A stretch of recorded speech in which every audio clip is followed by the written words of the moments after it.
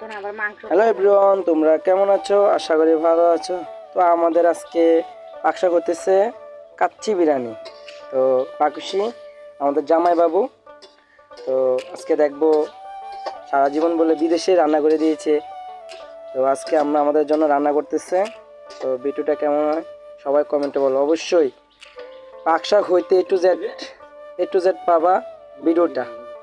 তো কাচ্চি বিরিয়ানির জন্য রাইস হয়েছে কাচ্চি বিরিয়ানির চাল, বাসমতি চাল। তো আদার্স